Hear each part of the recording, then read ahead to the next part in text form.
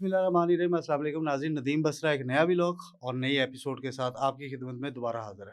बताएँगे आपको कि लेटेस्ट सियासी सूरत-ए-हाल क्या है और सियासी मंज़रनामा किस तरफ बदल रहा है। सबसे पहले कि सिविल नाफरमानी पे बात की जा रही है और बानी इमरान खान जो है वो उस पे बार-बार कह रहे हैं कि सिविल नाफरमानी की तहरीक शुरू करेंगे। इसके हक़ में कौन है और इसके मुखालिफ कौन है और इसके नतीजे क्या निकलेंगे। राना सनाउल्लाह के वारंट गिरफ़्तारी जारी हो गए हैं।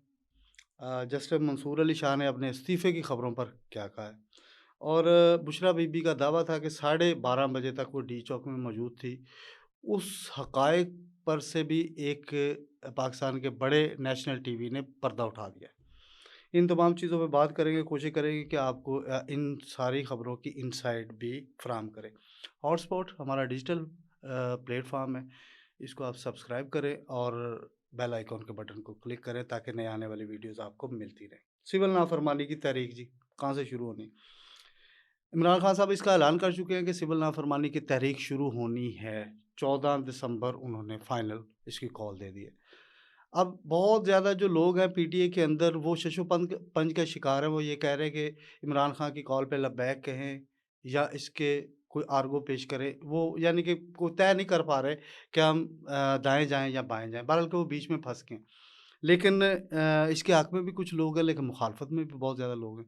मुखालफत कौन कर रहे हैं जी? मुखालफत वो लोग कर रहे हैं कि जो जिनका स्टेक इस टाइम बाहर हैं, अगर वो सिविल नाफरमानी की तहरीक पे जाएँगे तो उन्हें ख़दशा है कि उनके कॉन्सिक्वेंस उन्हें भुगतने पड़ेंगे। मेरी नज़र में क्या होगा जी, वो जो मुखालफत वाले हैं वो ये है, वो आपके मेंबर हैं कौमी और अपने कौमी सूबाई असम्बलियों के मेंबर भी हैं, सेनेट के मेंबर्स भी हैं। इस वक़्त जो है वो कौमी असम्बली की 336 नशिस्तें हैं और उसमें पीटीआई की 93 नशिस्तें हैं।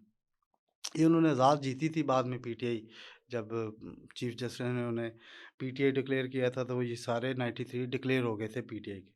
और ऐवान बाला जिसे सेनेट कहा जाता है वहाँ पे 17 सेनेटर्स हैं, वहाँ पे 96 टोटल सीट्स होती हैं और अगला इलेक्शन भी उसका 2027 में होना है, वो 48 सीटों का होगा।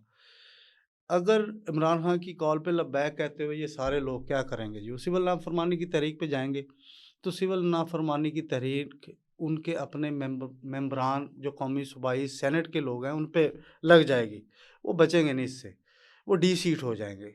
इसका नुकसान किसको होगा? पीटीआई को होगा। आपकी आवाज़ कहाँ पे जी? कहीं न कहीं आप पार्लियामेंट, इसको हंग पार्लियामेंट ही कहते हैं, आपकी आवाज़ तो बोलती है ना वहाँ पे, पहुँचते तो हैं ना आप लोग। वहाँ पे आप तकरीरें तो करते हैं, अपोज़िशन लीडर के टाइटल तो आपके पास मौजूद हैं ना। अगर आपके पास टाइटल ही चले गए तो आप कहाँ पे बोलेंगे? मीडिया तो आप पहले क्लेम करते हैं कि आप मीडिया आपको कवर नहीं करता अच्छे तरीके से। हालाँकि आपकी हर बात डिजिटल मीडिया लोगों तक पहुँचा रहा है। हम भी पहुँचाते हैं आपकी सारी बातें अगर सच हों तो। तो इसलिए सिविल नाफरमानी की तहरीक दब जाएगी। ये 2014 वाला ही होगा कि खान साहब ने वो बिल फाड़े थे, उसके बाद काम ख़त्म हो जाएगा। इसलिए ये मेरा ख़्याल है कि आखिर में जाके खान साहब यू टर्न लेंगे और उनकी जो आखिरी कॉल होगी वो कहेंगे ये मेरी आखिरी कॉल है, यू टर्न। खान साहब ये कह सकते हैं कि मेरी मैं आखिरी पत्ता खेल दिया है, उस पत्ते का नाम है यू टर्न, इसमें जो मर्ज़ी फिट कर दें आप। राना सनाउल्लाह साहब, उन पे पुड़ियाँ डाल दी गई थी माज़ी में, अब उनके वारंट गिरफ़्तारी जो है वो जारी कर दी है। ये गुजरांवाला की अदालत ने उनके वारंट गिरफ़्तारी जारी किए हैं। वो वज़ीर-ए-आज़म के मुशीर हैं और फेडरल मिनिस्टर का उनका स्टेटस है। जुडिशल मजिस्ट्रेट है सिदरा गुल नवाज़ साहिबा, उन्होंने राना सनाउल्लाह के वारंट गिरफ़्तारी जारी की है और इन्हें 12 दिसंबर को गिरफ़्तार करके अदालत में पेश करने का हुक्म दिया है। और ये इनके खिलाफ़ जी 16 अक्टूबर 2020 को गुजरांवाला में एक जो पीडीएम का जलसा है ना, उसके रोज़ जब ये जलसा हो रहा था, उस हवाले से इन पे ये पर्चा कटा था और एफआईआर में कंटेनर हटाने, पुलिस एहलकारों पर गाड़ी चढ़ाने का इल्ज़ाम है। मुकदमे में खुर्रम दस्तगीर, इमरान खालिद और सलमान खालिद भट्ट पहले ही बरी हो चुके हैं। अब पुलिस जो है ना वो उन्होंने राना सनाउल्लाह का चालान ताख़ीर से जमा करवाया था और इसलिए पुलिस ने तो इन्हें बेगुनाह करते हुए जिसे कहते हैं कि 173 की रिपोर्ट अदालत में जमा करवा दी थी। लेकिन अदालत ने इस रिपोर्ट को मुस्तरद किया है और उन्हें 12 दिसंबर को अदालत में गिरफ़्तार करके जो पेश करने का हुक्म दिया गया है।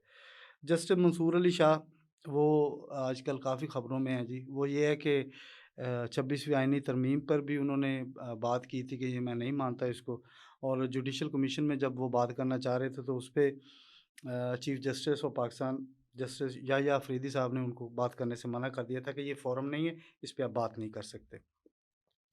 اس وجہ سے شاید مجھے لگتا ہے کہ ماضی میں ہمارے کچھ چیف جسٹس صاحبان ایسے گزرے ہیں، مثلاً ثاقب نثار، اعجاز الحسن، کھوسہ صاحب، اس طرح کے چیف جسٹس تھے، بندیال صاحب بھی۔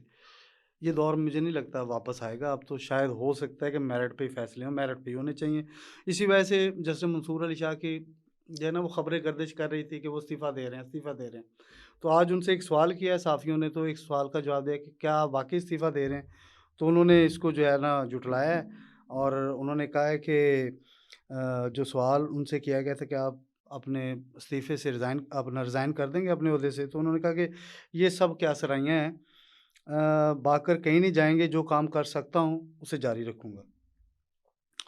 اب یہ ہے کہ دیکھیں وہ انصاف کی فراہمی کے لیے کون سے کام جاری رکھتے ہیں۔ بہرحال کہ ابھی تو وہ خبروں میں ہے، دونوں صورتوں میں وہ نا خبروں میں ضرور ہیں۔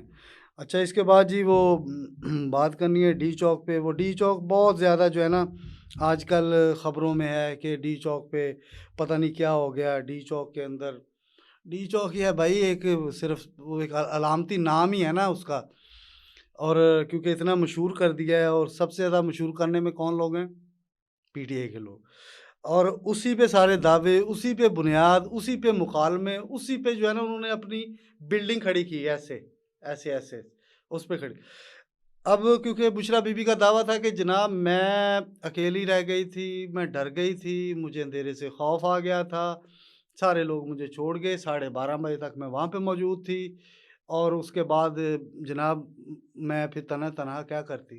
ایک جگہ تو انہوں نے یہ بھی کہہ دیا تھا کہ مجھے زبردستی گاڑی میں ڈالا گیا، پتہ نہیں اس بات کی کیا حقیقت ہے۔ بہرحال کہ اے آر وائی انہوں نے اس کا ایک خلاصہ کر دیا ہے، انہوں نے اپنی ایک خبر دی ہے۔ انہوں نے کہا کہ سابق خاتون اول کا رات 12:30 بجے ڈی چوک پر موجودگی کا دعویٰ جھوٹا نکلا۔ زمینی حقائق نے بانی پی ٹی آئی کی اہلیہ کے دعوے کو غلط ثابت کر دیا۔ ان کے رپورٹر یہ خبر فائل کر رہے ہیں کہ رات 8:30 بجے بانی کی اہلیہ اور علی امین کلثوم پلازا سے پیچھے ہٹ کر نادرا آفس پر تھے، اور رات 8:30 بجے کے بعد ڈی چوک پر قیادت غائب اور کارکن ششو پنج کا شکار ہو گئے۔ بانی کی اہلیہ اور علی امین گنڈا پور ایک ہی گاڑی میں ڈی چوک سے نکلے، اور رات 11:30 بجے ڈی چوک پر صرف کارکن تھے، جبکہ دونوں غائب تھے۔ اب اس کے بعد وہ یہ بھی کہتے ہیں کہ رات 11:57 پر بانی P T I Imran Khan کی اہلیہ کی گاڑی تبدیل کرنے کی فوٹیج بھی سامنے آئی ہے۔ 11:30 بجے ڈی چوک خالی کرانے کے لیے جو ایکشن ہوا، 10 منٹ کے بعد علاقہ کلیئر کر دیا گیا، تاہم جو اکیلے چھوڑنے کا دعویٰ بی بی کا نا وہ حقیقت پہ مبنی نہیں نکلا۔ بہرحال کہ دیکھیں نا، اب یہ تو اے آر وائی کے رپورٹر بیان کر رہے ہیں، اب وہ اپنے باتوں میں کتنی سچی ہیں۔ ایک طرف ان کا یہ جھوٹا دعویٰ نکل آتا ہے، ایک طرف جو ہے نا وہ عمران خان کی اہلیہ انہیں عدالت جھوٹا قرار دے دیتی ہے۔ بھئی آپ پکڑیں، حکومت کو پکڑیں، حکومت وقت سے جو ہے نا ان کا گریبان پکڑیں، اپنے دعووں کو غلط نہ کریں۔ آپ شہباز شریف صاحب سے ان کا حساب مانگے پچھلی حکومت کا۔ آپ موجودہ حکومت یہ جو 24 فیبروری کے بعد سے اب تک بنی ہے، فیبروری کے بعد سے اب تک، اس کا حساب مانگے۔ آپ ان سے ان کی کارکردگی پہ بات کیوں نہیں کرتے؟ مجھے یہ بات کرتے ہوئے خون کے آنسو روتا ہوں۔ آپ مہنگائی پہ بات کریں، بے روزگاری پہ بات کریں، ملکی معیشت پہ بات کریں۔ پی ٹی آئی والوں، آپ کو کیا اللہ تعالیٰ نے عقل نہیں دی کہ آپ ملکی معیشت پہ بات نہیں کرتے؟ آپ یقین کریں ان ایشوز پہ بات کرنا شروع کریں، عوام ان حکمرانوں کو گردن سے پکڑ لے گی، گریبان سے پکڑ لے گی۔ آپ جا کے اپنے دعوے کرتے ہیں، عمران خان کو رہائی کی باتیں، باہر لے آنے کی باتیں کرتے ہیں۔ یہ باتیں شروع کریں نا، مہنگائی کی باتیں کریں، پیٹرولیم قیمتوں پہ باتیں کریں، آپ ملک کس طرف جا رہا ہے اس کی باتیں کریں۔ ان سے پوچھیں کہ آپ نے کیا کیا آج تک۔ آج جو عوام ہے ذلیل و خوار ہو رہی، کس کی وجہ سے ہو رہی ہے؟ حکمرانوں کی وجہ سے۔ عمران خان یہ بیان دے نا، وہ روزانہ یہ بیان داغ دیتے ہیں، سول نافرمانی آخری کارڈ۔ خدا کا خوف کرے، قوم کو صحیح ڈائریکشن کی طرف لے کے انہیں گمراہ نہ کریں، قوم کے نوجوانوں کو خراب نہ کریں پلیز۔